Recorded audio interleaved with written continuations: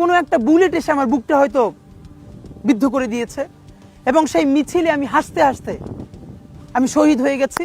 আমি তখন হাসতে হাসতে আল্লাহর কাছে ভীষণ সন্তুষ্টি নিয়ে পৌঁছতে চাই যে আমি একটা ন্যূনতম ওই জীবনটা লিড করতে পারলাম, যে আমি একটা ইনসাফের হাসি নিয়ে আমি আমার আল্লাহর কাছে পৌঁছতে চাই। হায়াত মৌতের মালিক আল্লাহ, ন্যূনতম সিকিউরিটি নিয়ে চলাও হলো সুন্নাহ। কিন্তু আমাদের লড়াইটা হলো, আমার মা স্বাভাবিকভাবেই কান্নাকাটি করেন, আমার পরিবার সবাই। তো আমি আমার মাকে বলেছি যে দেখো, মানে আমরা যে লড়াই নেমেছি, আমার একটা মনে হয় কি কোনো রাজনীতিবিদের না বাসায় মৃত্যুটা হইতে পারে না, এটা কোনো ভালো মৃত্যু না। যিনি রাজনীতি করেন, যিনি লড়াই করেন, যিনি বিপ্লবী, যিনি সংগ্রামী, তার মৃত্যুটা হবে একটা সংগ্রামের মধ্য দিয়ে, একটা রাজপথে, একটা গ্লোরির মৃত্যু।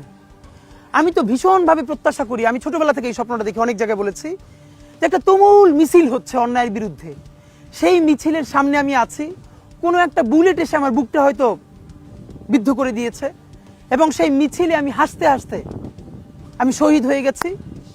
এবং সবাই যখন মৃত্যুটাকে ভীষণ ভয় পায়, আমি তখন হাসতে হাসতে আল্লাহর কাছে ভীষণ সন্তুষ্টি নিয়ে পৌঁছতে চাই যে আমি একটা ন্যূনতম ওই জীবনটা লিড করতে পারলাম, যে আমি একটা ইনসাফের হাসি নিয়ে আমি আমার আল্লাহর কাছে পৌঁছতে চাই।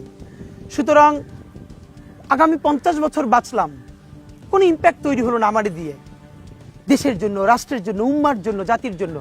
কিন্তু আমি ধরেন 5 বছর বাঁচলাম, সেটার মধ্য দিয়ে যদি আগামী 50 বছরের ইম্প্যাক্ট তৈরি হয়, তাহলে অনেকদিন বেঁচে থাকায় কি সাফল্যের বলেন?